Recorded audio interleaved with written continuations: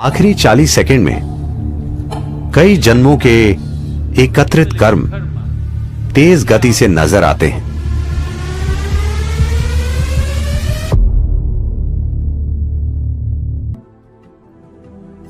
जीवन के आखिरी 40 सेकंड में अगर व्यक्ति चेतन है या वो किसी प्रतिष्ठित जगह में है तो हर इंसान के साथ स्पष्ट रूप से ऐसा होगा। चाहे मृत्यु का कारण कुछ भी हो, चाहे मृत्यु अधिक उम्र के कारण हो या बीमारी, आखिरी 40 सेकंड में कई जन्मों के एकत्रित कर्म तेज गति से नजर आते हैं। उस पल, इन 40 सेकंड में ही अगर आपने अज्ञानता का जीवन जिया है, अगर आपने अचेतना का जीवन, अचेतना के कई जीवन जिए हैं, इन 40 सेकंड में अगर आप थोड़ी जागरूकता बनाए रखें तो वो कहते हैं कि आप कई जन्मों के एकत्रित कर्म से मुक्त हो जाएंगे। आप सिर्फ 40 सेकंड के लिए एक तीव्र पीड़ा से गुजरेंगे और फिर शुद्ध हो जाएंगे और विलीन हो जाएंगे। आपका कष्ट भयंकर हो सकता है क्योंकि सब कुछ तीव्र गति से घटित हो रहा है। जिसे आप 10 सालों तक खींचते, वो मान लीजिए 1 महीने में हो रहा है, तो आप जिस कष्ट से गुजरते हैं उसकी तीव्रता बहुत अधिक होती है। आनंद और खुशी के पल हो सकते हैं मगर कष्ट भयंकर होता है क्योंकि चीजें आपके अंदर तेज गति से घटित होती हैं। तो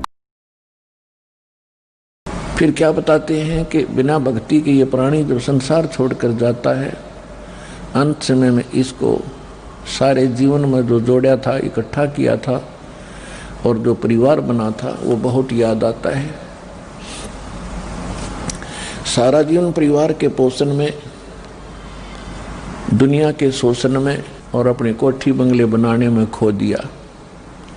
चलते समय जब इसको पता चलता है कि सारा कुछ तेरा यहीं रह गया, अब तू जा रहा है अकेला, ना कोई परिवार का सदस्य तेरे साथ है, तो उस समय की सतीथी बताते हैं कि पछाड़ खाखा रोएगी ये आत्मा जब तू चल लेगी अकेली।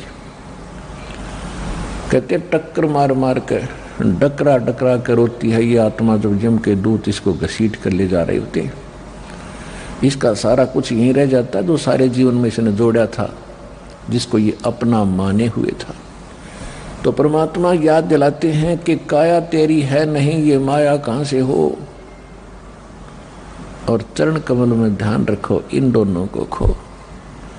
जब तेरा बॉडी नहीं है, बोले आत्मा, तेरा शरीर ही तेरा नहीं है, ये कोठी बंगले कार और ये बैंक बैलेंस बनाने लग रहा बोंदू, ये तेरे कैसे हो सकते हैं? तेरा क्या है? तेरा है भक्ति जो सीमेंट तू कर रहा है, और तेरा है जो हाथ से छोड़ दिया, दान कर दिया।